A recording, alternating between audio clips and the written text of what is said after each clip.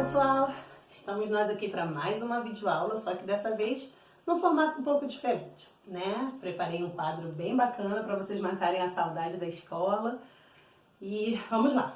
Hoje, agora nessa videoaula, a gente vai falar um pouquinho sobre a formação de novas espécies, tá? Do capítulo 6 do livro de vocês. É o último capítulo do livro 1 de vocês, tá? Do livro A, né? 1A. A gente vai entrar no livro 1B na próxima aula. Então, olha só. Formação de novas espécies. Mas antes de falar um pouquinho sobre formação de novas espécies, vocês precisam entender o conceito de espécie. O que é espécie, né? Isso vocês precisam ter isso bem claro na mente de vocês.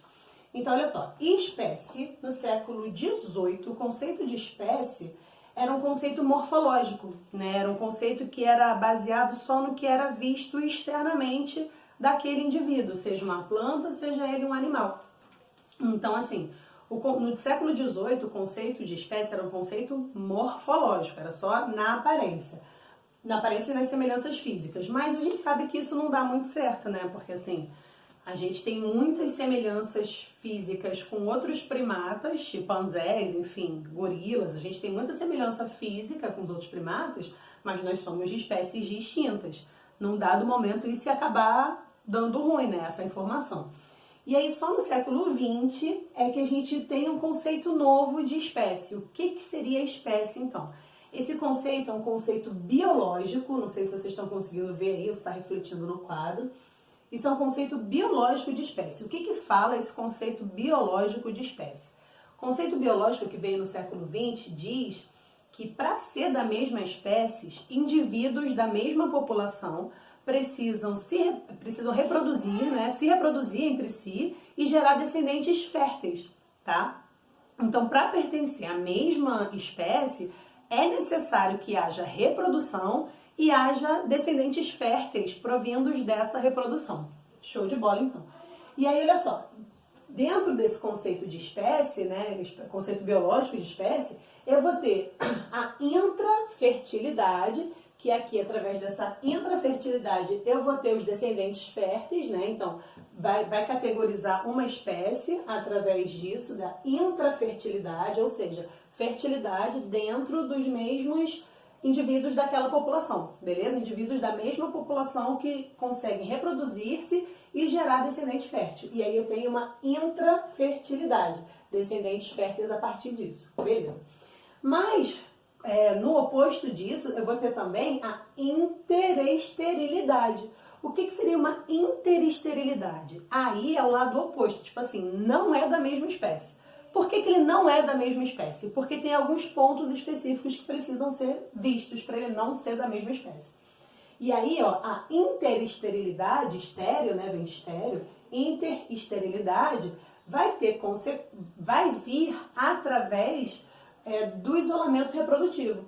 Então, a esterilidade, ele vai ter consequencialmente o isolamento reprodutivo. Show? Esse isolamento reprodutivo pode acontecer de forma pré-zigótica ou de forma pós-zigótica. Então, na interesterilidade, eu tenho isolamento reprodutivo pré-zigótico ou pós-zigótico para que ele não pertença à mesma espécie, tá? Então, para ele não pertencer da mesma espécie, ele pode ter um isolamento reprodutivo pré-zigótico. Esse pré-zigótico aqui pode acontecer de algumas formas. O que seria o isolamento reprodutivo pré-zigótico, professora? Isolamento reprodutivo pré-zigótico é porque não chega a formar um zigoto. Zigoto é aquela primeira célulazinha, né? Depois que acontece a fecundação, o espermatozoide óvulo fecundou. Aí a primeira célula é o zigoto, que vai se desenvolver e vai formar um embrião, beleza? Então, esse isolamento reprodutivo pré-zigótico não chega nem a formar o zigoto. Então, não acontece nem, às vezes, nem a cópula acontece. E se acontecer a cópula, não vai acontecer o zigoto. Então, olha só. O pré-zigótico pode ser o isolamento de habitat. O que seria o isolamento de habitat? São indivíduos que vivem no mesmo espaço geográfico, só que eles têm habitats diferentes. O que seriam habitats diferentes? Um vive num meio ambiente terrestre e o outro vive num meio ambiente aquático, por exemplo. Eles estão na mesma porção geográfica, né? Só que um está no solo e o outro está na água. Então, são habitats diferentes, não tem como haver reprodução entre esses indivíduos. Pode ser um isolamento temporal. O que seria isolamento temporal? Seriam muito, assim, entre aspas, as fêmeas que entram no cio em momentos diferentes do ano. Isso a gente consegue perceber muito, esse isolamento temporal, pode ser sazonal ou estacional, né, que acontece em momentos diferentes, a reprodução. Isso a gente vê muito em planta, né? Vocês já ouviram falar que tá assim, tá na época do abacaxi, tá na época do morango, tá na época de batata doce. Por que que tá na época de determinada planta? Por quê? Porque a planta, antes dela frutificar, ela tem a fase da floração. A fase da floração é no momento que tem as flores, né, geralmente na primavera, tal, de algumas plantas. A grande maioria das flores nascem na primavera, né? Então esse momento de floração é o momento da reprodução da planta, né? As flores, elas são os órgãos reprodutivos das plantas. Então, as plantas, perdão, elas florescem em momentos distintos do ano. Isso impossibilita a fertilização entre espécies de plantas diferentes, porque eles têm momentos diferentes para que haja essa floração, posteriormente que haja a frutificação. Primeiro vem a flor, depois vem o fruto, né, no caso da planta. E com os animais também não é diferente, né, pessoal? Quem tem mais de um cachorro em casa, cadelas no caso, né, cachorro fêmea em casa, percebe que os cios das cadelas são em momentos diferentes, porque elas têm momentos diferentes para entrar no cio, e elas são assim, e todas as espécies em animais são assim, né? Eles têm momentos diferentes para a reprodução. Isso é o isolamento temporal. Tem o isolamento também comportamental ou etiológico. O que seria isso? Rituais de acasalamento. Então, não há cópula, porque o ritual de acasalamento da ave A é diferente do ritual de acasalamento da ave B. Né? A corte que um gafanhoto faz é diferente da corte que um passarinho faz, que é diferente da corte que um leão faz. Né? Então, assim, eles têm comportamentos reprodutivos, comportamentos etiológicos diferentes. Seriam a corte, né? O acasalamento, o ritual do acasalamento daquela determinada espécie, que é diferente para cada espécie, tá? Tem o isolamento reprodutivo gamético também. Ou o que seria esse gamético aqui? Incompatibilidade de gameta. Os gametas, eles são diferentes, né? Para cada espécie de animal, os gametas são diferentes. O formato do espermatozoide é de um jeito, o formato do óvulo é de outro jeito. Então, assim, essa incompatibilidade de gametas, mesmo que haja a cópula, não vai haver o zigoto, a formação do zigoto, porque não vai encontrar o espermatozoide. Quer ver um exemplo bacana disso? O espermatozoide de uma planta e o espermatozoide de um ser humano, né? Então, assim, é incompatibilidade gamética, não tem como, eles não conseguem nem se encontrar, tá? Então, isso aqui é o pré-zigótico. E tem também o mecânico, isolamento reprodutivo mecânico. O que seria esse isolamento reprodutivo mecânico? São diferenças anatômicas entre os animais. Vamos lá. Duas espécies bem distintas, eu vou falar para vocês aqui, um leão e um elefante. Ambos vivem na savana africana, eles estão ali no mesmo espaço geográfico, só que eles são tão diferentes anatomicamente que não tem como haver reprodução entre aqueles dois animais, né, pessoal? Imagina, um elefante com um leão, não tem como, não cabe, não dá.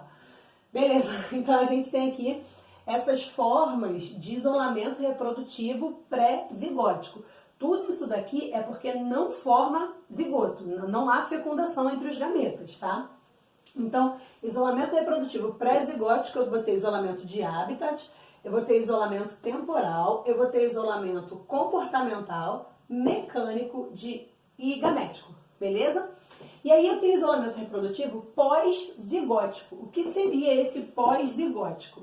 Esse pós-zigótico é após a fecundação. Então, nesse caso aqui, as espécies elas conseguem reproduzir-se, conseguem formar o zigoto, mas ou vai acontecer uma inviabilidade do híbrido. O que seria a inviabilidade do híbrido? A fêmea ela vai abortar, não vai levar a gestação até o fim, ou vai acontecer a morte desse híbrido antes da idade reprodutiva dele. Ele vai morrer quando bebê, ou então vai morrer quando adolescente, enfim. Ele não vai chegar na maturidade sexual dele, tá? Esse híbrido aqui. A gente chama de híbrido o filhote entre duas espécies diferentes, tá, pessoal? Só para vocês terem mais ou menos uma noção disso.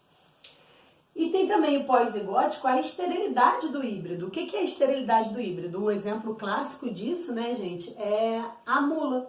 A mula é o filhote da égua com o jumento. São dois equinos, eu tenho uma égua e eu tenho um jumento. Quando eles acasalam, o que nasce deles é uma mula. E aí a mula é o híbrido da égua e do jumento, que são equinos de espécies diferentes.